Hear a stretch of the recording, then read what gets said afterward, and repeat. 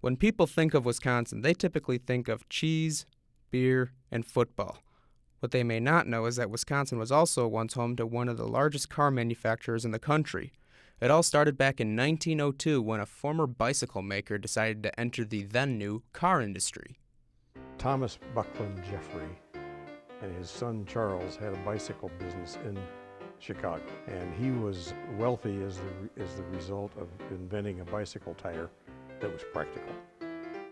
And they also saw the automobile on the horizon, so they developed a experimental model, Rambler. They came up to Kenosha, they bought the Sterling Bicycle Company building and put the car business in there. The original 1902 Rambler was a very simple car, but nonetheless it sold so well that it was the second best-selling car in the U.S. The first Rambler sold for $750. They sold 1,500 of them the first year. Charles Jeffrey had wanted to put a steering wheel on the left-hand side in the first Rambler, but Thomas said, no, it's too radical. You use a tiller. Thomas Jeffrey passed away in 1910, leaving his son Charles to run the company. He ran Jeffrey Motors successfully until 1915 when he survived the torpedoing of the Lusitania by a German U-boat. After this, Charles Jeffrey put his car company up for sale and chose to live his life in a more enjoyable way. Jeffrey would end up selling his company to former General Motors CEO Charles W. Nash. Nash had a successful yet brief tenure at General Motors. When Charles became president of General Motors, the stock was selling for, I think it was $25 a share, and they were $15 million in debt. When Charles left General Motors in 1916, the stock was $350 a share and there was no debt. So in July of 1916, they met at the Blackstone Hotel in Chicago. Charlie wrote him a check and to bind the deal. And I've seen two numbers as far as the price of the company went, but neither $9 million or $10 million bought Jeffrey Motors. And the house that the Jeffreys lived in went with the factory. Legend is that Jesse never saw the house until they went to Kenosha to live. Charlie was a brave man. The company, now renamed Nash Motors, did well under Charles Nash. Nash survived by making four-wheel drive trucks for the military. By the time World War II came around, Nash diverted all of its production to war use. And during World War II, they built the 2,000 horsepower Wright Cyclone engines that went in the Corsairs and the Thunderbolts and the Hellcats, along with some of the bombers, I guess, used them. They built Jeep trailers, they built binoculars. There was quite a bit of defense work that they did. And there's not really much documentation of it because it's been a lot of years, plus they didn't take pictures of stuff like that. Following World War II, Nash Motors decided to re-enter the passenger car market with very unique-looking vehicles. In August of 45, it was a race to see who could get back into production the quickest. Nash went along 46, 7, and 8 with basically the same car they were building in 42, facelifted, until you got down to 1949. And that was the famous or infamous bathtub Nash. Take your pick. The man who designed that car was Nils Erik Wahlberg, who came from General Motors with Charles Nash. He was a graduate engineer in Finland and came to this country, and he wound up working for Charlie at GM as a chief engineer there. But he came with Charlie to Kenosha. A couple of guys walked into Wahlberg's office one day with a drawing of this futuristic looking car that you could build, Wahlberg looked at it and said didn't really have much interest, but it's really, when you look at that car drawing and look at the tubs, there's more than a passing similarity there. The tub was also the first car where the entire line of cars built by one company was unitized. They did away with the frame, and it was all welded one-piece body, just like they make now. And they were able to make a stronger car with less rattles and squeaks And instead of having hundreds of parts, they was able to have things welded together and formed together and do it with a lot less parts. In 1954, Nash merged with another automaker, Hudson, to form American Motors Company. Nash CEO George Mason would become the leader of this new company until tragedy struck. As a result, Vice President George Romney took Mason's place. When Mason suddenly passed away in '54, all of a sudden Romney found himself running a car company in the middle of a merger. George's legacy didn't last too long. The late 1950s also saw a return to a familiar nameplate, Rambler. He believed in Rambler. In fact, he based the entire line on Rambler, and he didn't believe a lot in racing. He said, well, the only race we're involved in is the human race. The Rambler ended up being the basis of many 60s AMC cars, such as the American, the Ambassador, and the Marlin. However, when Ford introduced its highly successful Mustang in 1964, all the other car makers, including AMC, scrambled to respond to this new type of car. AMC, by the late 60s, wanted to get into the muscle car market, and they had an attempt with the Marlin, although it just didn't really quite make it there. In '68, they came up with the Javelin and the AMX. There's a lot of shared items between the two. They're basically the same, except that AMX is a two-seater. It doesn't have a back seat, and it's about 10 inches shorter. But it uses a lot of the same stampings, a lot of the same body lines and glass and such. And it was really the performance model of American Motors. You could get the big 390 V8s and the 4-speed transmission. There was a line of Group 19 performance parts that you could go to the dealer and get performance stuff. They were almost factory-built drag racers, performance. And then in 1971, it was time for a little freshening, and AMX became a trim level option. It was your performance model Javelin. It was the top of the line Javelin, and it continued all the way through '74. Aside from the muscle cars, AMC offered a new family car. The Hornet was introduced in 1970 to replace the aging Rambler.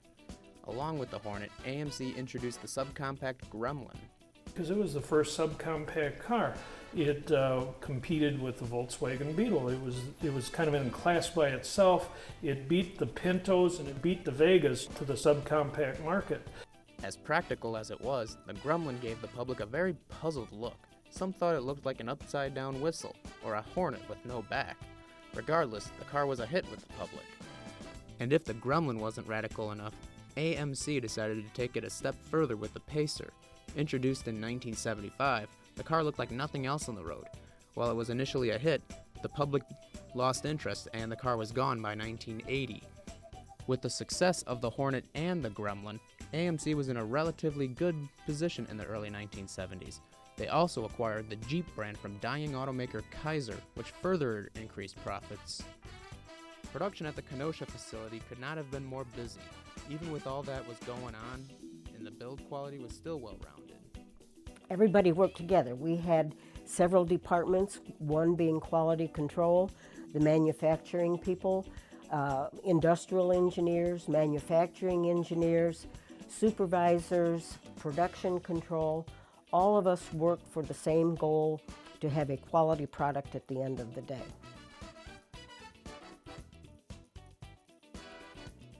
That they weren't getting their share of the personal luxury market, such as like the Olds Cutlass, the Pontiac Grand Prix, the Thunderbird, and they wanted to be free to design their own car from the ground up without sharing platforms, without sharing anything, to come out with this all-new car that could be this uniquely styled, high-style, high personal profile car, and this is what they came up with. While the Matador Coupe was well received by the press and the public, sales never stayed consistent for AMC to make a profit. They didn't learn their lesson in the past about interchangeability, and they come out with totally separate cars that didn't share platforms, didn't share things with others, such as the Matador and the year later the Pacer, and it didn't really share platforms or parts, a lot of unique stuff, and it cost them a lot of money in the tooling and parts supplies and inventory, and engineering, and that's where they ran into a lot of financial problems. By 1977, the Hornet was showing its age. Without the money to come out with a completely new design, AMC decided to tweak its Hornet into an all-new car.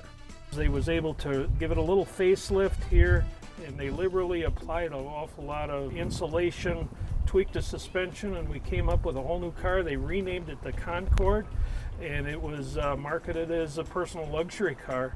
The Concorde was generally well received by those looking for a cheap luxury vehicle, but at the other end of the sales chart, the Pacer and the Matador Coupe were struggling to find buyers. Because of the huge expenses that stemmed from the Matador Coupe and the Pacer, as well as a gas crunch that occurred in the late 70s, AMC was in a dire financial situation. In order to keep from going belly up, AMC teamed up with French car manufacturer Renault, who was looking to re-enter the U.S. auto market and was interested in using AMC dealers to sell their cars. The Matador Coupe was discontinued in 1978 and the Pacer was discontinued in 1980. When these two cars were finally put out of its misery, the Kenosha plant got extra production capacity to spare. AMC filled the void by taking the Concorde body, now 10 years old, and placing it atop a Jeep chassis. The result was the AMC Eagle. The Eagle was a very innovative vehicle, often touted as the very first crossover vehicle. The Eagle came in wagon, hatchback, sedan, coupe. Meanwhile, Renault, who by 1982 has gained a controlling stake in AMC, wanted to market a small car to the public. AMC was automatically on board with that as consumers were seeking fuel-efficient vehicles. AMC didn't have any small cars to offer. As a result, Renault retooled its compact R9 car, made the parts in France, sent them down to Kenosha for assembly, and rolled out the Alliance for 1983. The Alliance was very successful its first 2 years. It even won Motor Trend's coveted Car of the Year for the 1983 model year. By the mid-1980s, it became clear that Renault was overtaking AMC. Renault had introduced several more of its own cars to the lineup. Unfortunately, none of these cars were selling in large enough numbers. The Alliance, even though it was a big selling car early on, was collecting dust on dealers' lots by 1986. As a result, it was discontinued the following year. Right as the Alliance was being phased out, AMC's rival, Chrysler, took up some space at AMC's plant in Kenosha to build its subcompact Omni and full-size Diplomat. This lasted less than a year when CEO Lee Iacocca announced the end of automotive assembly in Kenosha. Chrysler shut down the assembly at the end of 1988. Today, the site of what was once the lakefront plant is now home to a bustling marina where people fish and ride their boat. There is also a museum and a collection of condos at that site. They did, however, retain the engine plant to build engines for Chrysler's Jeeps as well as their minivans. That plant would last another 20 years before being shut down due to Chrysler declaring bankruptcy and had to liquidate their assets. The site of the engine plant remains vacant as of 2014, but plans are in place to redevelop the site. A historical marker sits in place to commemorate Kenosha's auto building heyday.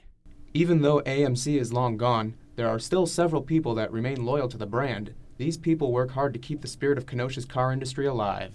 For me, all American Motors products are good. I'm very addicted and passionate about AMCs. You know, American Motors still has a big following throughout the country, and we're loyal.